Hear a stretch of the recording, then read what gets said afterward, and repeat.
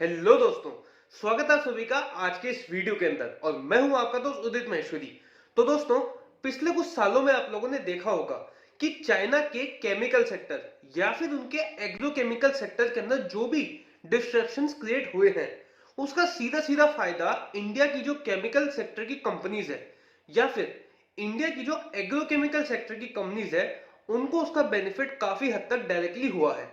और इसके साथ साथ में चाइना के अंदर अभी रिसेंट के अंदर जो एमिशन का इशू आया, इसकी वजह से ऑपरेशनल हैजार्ड्स की वजह से जो इनका सप्लाई चेन डिस्ट्रप्शन का इशू क्रिएट हुआ, और इसके साथ साथ में पिछले 20 महीने से जो इनका कोविड का इशू, दूसरा इनका लॉजिस्टिक का इशू, तीसरा इनका पावर शॉर्टेज का इशू जो क्रिएट हुआ, इन सब की वजह से जो बेनिफिट है उसका सीधा सीधा फायदा मिला इंडिया के केमिकल सेक्टर को। और दोस्तों, यहां पे अगर आप में से कोई भी पूरे केमिकल सेक्टर को या फिर केमिकल सेक्टर के जो मार्केट लीडर है, अगर उनको अच्छे से ट्रैक करता होगा, तो उसने यहां पे दो चीजें आइडेंटिफाई करी होगी कि अभी जो हर केमिकल कंपनी है वो ऑलमोस्ट इन दो कामों से जुड़ी हुई है, जिसमें सबसे पहला काम है वर्टिकल इंटीग्रेशन और दूसरा काम है अपने रॉ मटेरियल की जो नीड है उसको डाइवर्सिफाई करने का काम।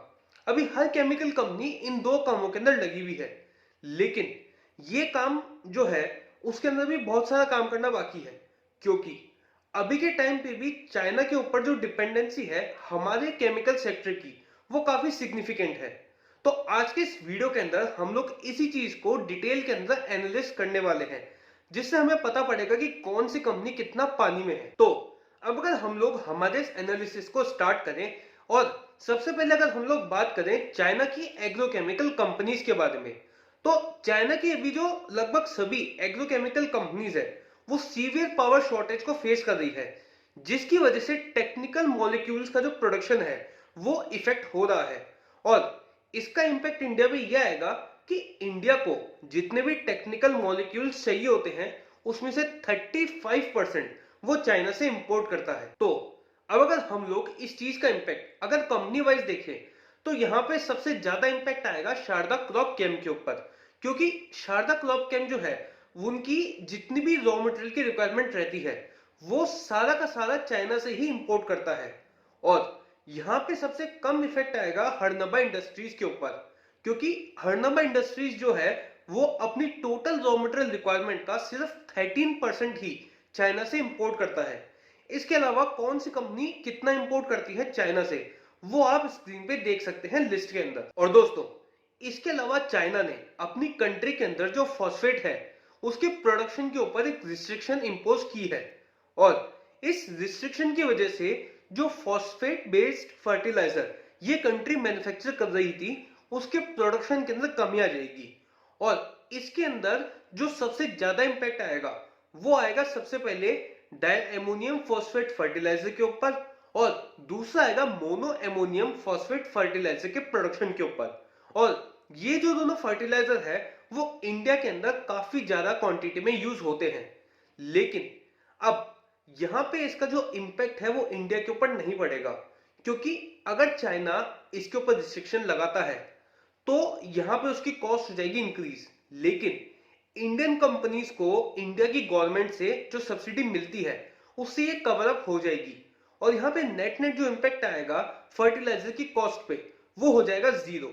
और इस वजह से जो भी कंपनीज इन फर्टिलाइजर के अंदर डील करती है उसके ऊपर एक सबसे अच्छा बेनिफिट उसको ये मिलेगा कि इनकी जो वर्किंग कैपिटल होगी वो काफी अच्छे से एनहेंस हो जाएगी।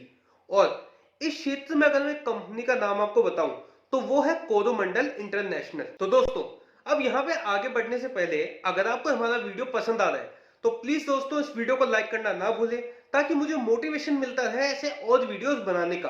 और साथ ही साथ में हमारे चैनल को भी सब्सक्राइब जरूर कीजिएगा। तो दोस्तों, अब अगर हम लोग हमारे इस वीडियो में आगे बढ़े और नेक्स्ट बात करें ऑर्गेनिक केमिकल्स के बारे में, तो इंडिया का जो केमिकल सेक्टर है उसकी जितनी भी रिक्वायरमेंट रहती है ऑर्गेनिक केमिकल्स की, उसका 37% वो चाइना से इंपोर्ट करता है। और ऑर्गेनिक केमिकल्स के अंदर भी सबसे ज्यादा इंपोर्ट होता है नायलॉन 6 और एसिटिक एसिड। और इसके अलावा और कौन कौन सा आइटम इंपोर्ट होते हैं उसकी लिस्ट आप स्क्रीन पे देख सकते हैं। और इन सब का जो फायदा है वो होगा सबसे पहले जीएनएफसी को, टाटा केमिकल्स को और दीपक नाइट्रेट को। तो अब अगर हम लोग नेक्स्ट यहाँ पे देखें बेसिक केमिकल के सेगमेंट को, तो बेसिक केमिकल के सेगमेंट के अंदर जो कॉस्टिक सोडा प्लेयर्स हैं वो चाइना के इस करंट क्राइसिस के प्राइमरी बेनिफिशियरी होंगे। लेकिन अब हम लोग को ये कैसे पता पड़ेगा कि यहाँ पे किस कंपनी को कितना फायदा होगा आने वाले टाइम में, या फिर अभी के टाइम पे कितना फायदा हो रहा है?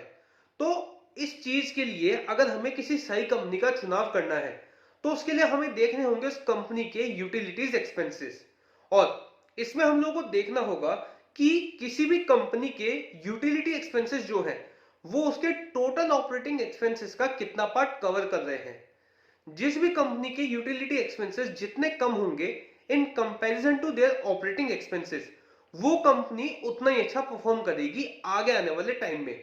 लेकिन दोस्तों ये कोई थंब रूल नहीं है, ये सिर्फ एक ऑब्जर्वेशन है मेरा, जो कि मेरा पर्सनल ओपिनियन है और ये मैंने आपके साथ शेयर किया है। प्लीज इसको कोई भी रिकमेंडेशन ना समझे किसी भी कंपनी को सिलेक्ट करते हुए। और इस सेगमेंट में मुझे जो दो कंपनियां पर्सनली पसंद है उसमें सबसे पहला नाम है मेघमानी फिनकेम का और दूसरा नाम है गुजरात फ्लोरोकेमिकल्स का। और अब अगर हम लोग बात करें डाइज एंड पिगमेंट्स के सेगमेंट के बारे में, तो डाइज एंड पिगमेंट्स के सेगमेंट के अंदर रिसेंट के अंदर डाइज की जो प्राइसेस है वो भी शार्पली इंक्रीज हुई है, जिसकी वजह है सबसे पहला हाई लॉजिस्टिक की कॉस्ट, और इसके अलावा रॉ मटेरियल की कॉस्ट का बढ़ना, यूटिलिटीज की कॉस्ट का बढ़ना। इन तीनों फैक्टर्स की वजह से जो डाइज की कॉस्ट है वो इंक्रीज हुई है हाल ही के टाइम में। और यहाँ पे जो इंडिया के अंदर सबसे बड़ा बेनिफिशियरी रहेगा वो रहेगा बोडाइल केमिकल्स, क्योंकि सबसे पहले तो बोडाइल केमिकल्स जो है वो चाइना से अपनी टोटल रिक्वायरमेंट का सिर्फ 5 से 6% ही इंपोर्ट करता है। लेकिन इसके बावजूद जो बोडाइल केमिकल्स है उसका नियर टर्म आउटलुक उसके मैनेजमेंट को भी क्लियर नहीं है। लेकिन फिर भी यहाँ पे जो बोडाइल केमिकल्स है नियर टर्म के अंदर अपने मार्जिन को 400 बीपीएस तक इंक्रीज कर लेगा इजीली। तो अब अगर हम लोग वीडियो में नेक्स्ट बात करें फ्लोरीन ट्विंस के बारे में, जी हाँ दोस्तों, मैं यहाँ पे बात कर रहा हूं एसआरएफ की और नवीन फ्लोरीन की। तो अभी इन दोनों कंपनीज को जो है फ्लोरोस्पर, जो कि इनका प्राइमरी रॉ मटेरियल रहता है, उसकी प्राइसेस को ट्रैक करना होगा कि चाइना के अंदर इस प्रोडक्ट की जो प्राइसेस है वो किस पैटर्न में इंक्रीज हो रही है। क्योंकि अगर मैं यहाँ पे सिर्फ सबसे पहले नवीन फ्लोरीन की बात करूं तो नवीन फ्लोरीन की जितनी भी रॉ मटेरियल की कॉस्ट आती है उसका 60% दोस्तों सिर्फ ये जो प्रोडक्ट है वही कवर कर लेता है। लेकिन दोस्तों इसके साथ साथ में इन दोनों कंपनीज के साथ में एक अच्छी सबसे बड़ी बात ये भी है कि इनके पास में ऑल्टरनेटिव सोर्सेज भी हैं अपनी रॉ मटेरियल की रिक्वायरमेंट को पूरी करने के लिए।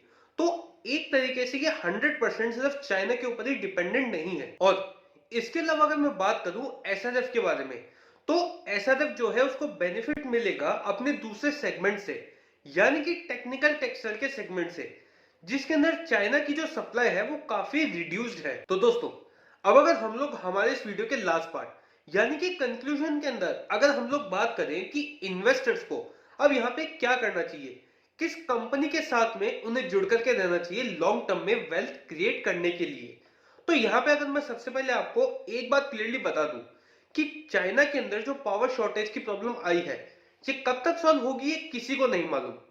तो इसकी वजह से जो एक्सपोर्ट की अपॉर्चुनिटीज है वो काफी अच्छे से इंडियन कंपनीज को मिल रही है और वो उसका यूटिलाइजेशन भी कर रही है काफी अच्छे से, जैसे कि वन ऑफ द एग्जांपल है आरती इंडस्ट्रीज। इसके अलावा धानुका एग्रीटेक और दीपक नाइट्रेट जैसी कंपनीज का भी पूरा फोकस है वर्टिकल इंटीग्रेशन के ऊपर। और इसके अलावा इंडिया की जो इंपोर्ट सब्स्टिट्यूशन थीम है उसकी वजह से फायदा होगा उन कंपनीज को जो कि यूज करती है कार्बन ब्लैक या फिर अमाइंस जैसे प्रोडक्ट को, जो कि काफी लेस क्वांटिटी में चाइना से इंपोर्ट होते हैं।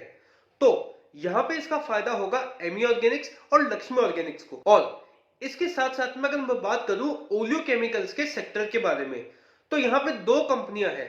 सबसे पहली है फाइन ऑर्गेनिक्स और दूसरी है गैलेक्सी सर्फेक्टेंट। कि दोनों कंपनीज ओलियो केमिकल के सेगमेंट में वो दो कंपनीज है जो कि चाइना की सप्लाई से इंडिपेंडेंट है।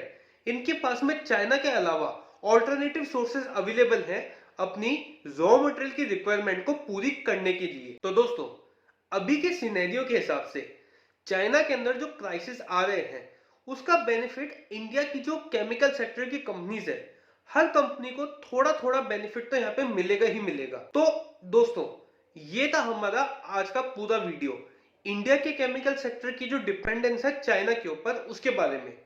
उम्मीद करते हैं कि इस वीडियो से आपको जरूर कुछ नया सीखने को मिला होगा।